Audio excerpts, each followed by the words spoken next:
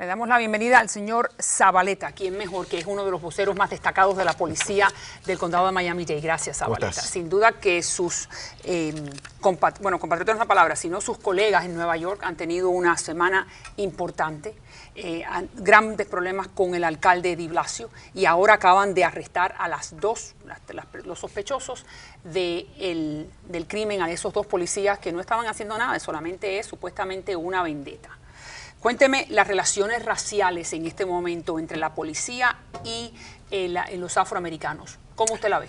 Bueno, últimamente no. Hemos visto que ya en los últimos 2 meses hemos estado ya una fricción entre la comunidad y el ejército policíaco. Y yo creo que como hemos hablado en los programas anteriores acá, que la importancia de tener esa comunicación entre la comunidad y los oficiales. Y yo creo que mientras haya esa comunicación, la comunidad, ¿cómo podré decirte?, apoya más a los oficiales y sabe de su trabajo, de lo que está haciendo. Entonces, simplemente explicando. Pero entonces en Nueva York no ocurría, porque yo estuve hace poco y le pregunté a gente como usted, y la gente en Nueva York sí pensaba que yo no era en Missouri. Que en Nueva York todo el mundo vive junto, los negros con los blancos, con los chinos, con los africanos, con los asiáticos, con los hispanos. A raíz de eso, a raíz de esa fricción que está ocurriendo en los últimos 2 meses que hemos mencionado, creo que fue donde nació esta tragedia. Sí, esta persona, a raíz de eso, escogió a estos oficiales. Bueno, fueron escogidos los que estaban sentados en su patrulla y los asesinó. Porque eso fue lo que él planeó, un asesinato, ¿no? Y ahora estamos viendo. Y ahora están estos dos aliados. Déjenme ponerlo en pantalla para que el público entienda. Se llama Andrew Dossi y Alirio Pelarano. Ahí están los dos. Venían de llamar o de responder a un llamado por robo en un restaurante chino y claro, lo de ellos estaban respondiendo a una llamada había un robo en progreso que estaba sucediendo en ese momento, y cuando vieron que los encubiertos llegaron, estos individuos inmediatamente voltearon y empezaron a disparar a los oficiales. Muy diferente a la primera tragedia. La primera tragedia fue, él escogió a estos 2 oficiales porque él sabía las intenciones que tenía, que era matar a un oficial. Este individuo utilizó la violencia. Si hay que matar a los oficiales porque son los que están en camino de mi libertad, entonces hay que hacerlo. Claro, eso no es ninguna diferencia a cualquier criminal aquí en Miami. No hay ninguna diferencia, pero hace muchos años que eso no ocurría en la ciudad de Nueva York. Se puede decir que hay una oleada de agresión en contra de la policía a nivel nacional. Ahora ¿No es así? No necesariamente en Nueva York. No, a nivel nacional. Exacto. Yo digo que sí hay últimamente una ola de agresión hacia los oficiales. ¿Por qué es eso? Y la pregunta, adelante. Y hemos empezado primero con la fricción comunitaria que ha ocurrido últimamente. Y también muchas personas, yo creo que no son todos, pero yo creo que en ciertas maneras los medios también tienen una parte de esta fórmula, y no todos son responsables y hacen cosas muy responsablemente. Hay otros que lo hacen simplemente por el drama y obviamente por llamar más la atención del público. Ahí está en pantalla uno de los 2 agresores de los policías de las últimas horas. Pero independientemente de que si las agarren o no los agarren, es triste. La pregunta es, ustedes que están en uniforme, ¿cuánto temor puede tener el policía que está ahora en Manhattan, en Brooklyn o aquí en Liberty City? Sabemos que han habido... ¿Quién iba a pensar que de Missouri le van a venir a pasarle la cuenta a la ciudad de Nueva York? ¿No es así? Hemos estudiado a través de la red, las comunicaciones que están pasando a través del país, y hemos notado que durante esas comunicaciones han habido personas que han hecho llamado a nivel nacional, que antes que el 31 de diciembre, lo último fue que decía, antes del 31 de diciembre vamos a ver cuántos oficiales podemos matar antes que se cierre el año. Y es a nivel nacional. Entonces, la persona que en ese momento se decida o siempre ha querido o quiere hacerlo, busca a un oficial cualquiera que esté tomándose un café, que esté respondiendo una llamada, que esté escribiendo un reporte de un accidente, lo que sea, y se encuentra, ese es el oficial que él escogió y ese era el que mataba. Entonces, imagínense, estamos hablando de personas que tenemos un labor que hacer, y sabemos que el labor de nosotros es muy dificultoso porque somos, por decir, las personas que castigan, ¿no? Te llevas al pare, aquí tienes una multa de $200. Te parqueaste donde no debe ser, te remolcan el carro. Entonces somos los castigadores. Entonces obviamente todo el mundo lo mira a uno que me van a poner, como dicen en americano, me van a poner en time out, me quitan la libertad. Entonces somos es decir, no los malos, pero tenemos que hacer el papel que no les gusta a las personas. Pero esa es la labor de nosotros. Detrás de ese uniforme hay un humano, hay un padre, hay un hijo, absolutamente. hay un hijo, hay no, un hay hermano, alguien que viene cuando también, pero también hay alguien que viene cuando a ti te hace falta ayuda. Obvio. Entonces a las 2:30 de la mañana, cuando escuchan ese ruido, recogen el 911 de teléfono, llaman al 911 y la policía tiene que venir. Entonces, obviamente tenemos también el otro lado, y lo que la persona tiene que entender es cómo le explicamos, si está viendo todo eso, lo que está viendo en pantalla, todos esos oficiales, la tristeza, porque pasa en California, aquí lo sentimos, porque somos familia, una comunidad policíaca, porque hacemos lo mismo, ¿Qué se puede hacer en este momento para que esto no siga ocurriendo? Yo creo que la comunidad en este momento tiene que decir, ¿sabes qué? Es suficiente lo que está pasando, lo que están haciendo ya es incorrecto, estamos escogiendo oficiales así, de quien sea, para matarlo, y ahora cómo se le dice a la niñita de 8 años, papi no regresa. Su papá, como ocurrió con Rafael Ramos. Y no solamente papá, puede ser mamá, la próxima puede ser una oficial mujer, no importa, es una persona guardián de la comunidad. Y en nombre de toda la comunidad, gracias por toda la labor que hacen ustedes. Gracias. Usted lo representa, pero son cientos de miles a nivel nacional y en el sur de la Florida. Nosotros. Claro, gracias, Zabaleta. Vamos entonces ahora a México. Veamos. He tomado la iniciativa para poner fin a la política de 50 años con relación a Cuba, para avanzar hacia lo que esperamos, con una política más constructiva, pero haciendo hincapié en los derechos humanos, la democracia y la libertad política. Esos temas estarán en la agenda de la Cumbre de las Américas.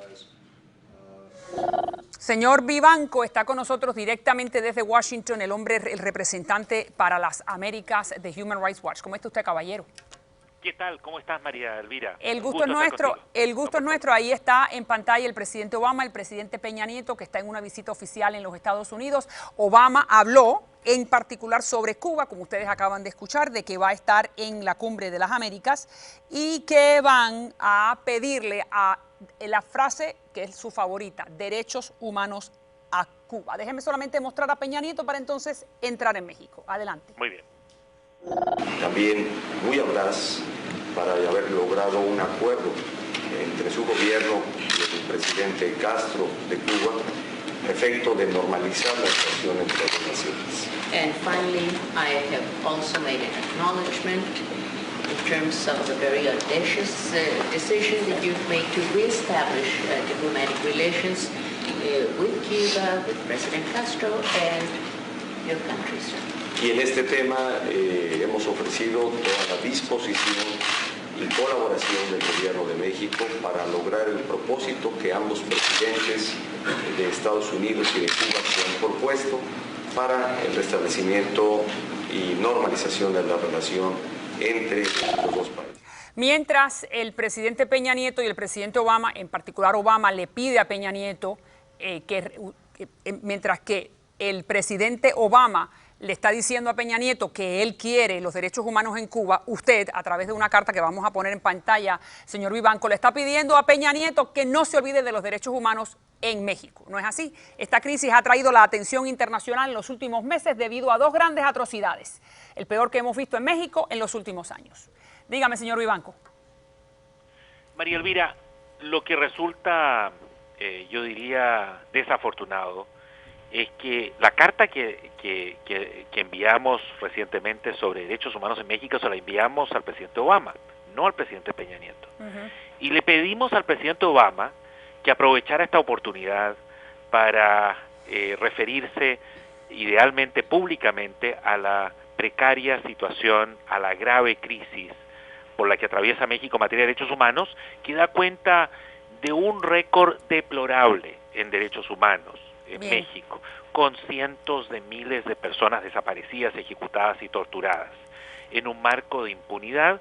Y le dijimos al presidente Obama que esta materia no era una materia ajena o de carácter interno en México, sino que era una materia de primordial importancia para los Estados Unidos, porque entre México y los Estados Unidos existía una iniciativa Mérida, que es un plan de ayuda a los servicios de seguridad, incluyendo el ejército, que luchan contra el narcotráfico, pero que cuentan con unos requisitos en materia de derechos humanos que no están cumpliendo. Pero entonces ustedes son, a esta petición que usted le está haciendo, señor Vivanco, al presidente Obama, que se ocupe también de este tema cuando se reúne con su homólogo, la pregunta es que ustedes que son los grandes, los vigilantes de los derechos humanos en el hemisferio, México, ¿en qué número está? Cuba, ¿en qué número está? Al igual que Venezuela. Mira, María Elvira, no podemos hacer rankings, no hacemos rankings de los peores, los mejores, en fin, porque el tema es realmente muy complicado. Los factores que influyen en la caracterización de un país en materia de derechos humanos son realmente muy complejos, no son comparables. Pero sí te puedo responder la siguiente pregunta. A mí lo que me parece sorprendente y yo diría lamentable es que el presidente Obama, estando con el presidente de México, Peña Nieto, se refiera al récord deplorable también en derechos humanos de Cuba, ¿sí?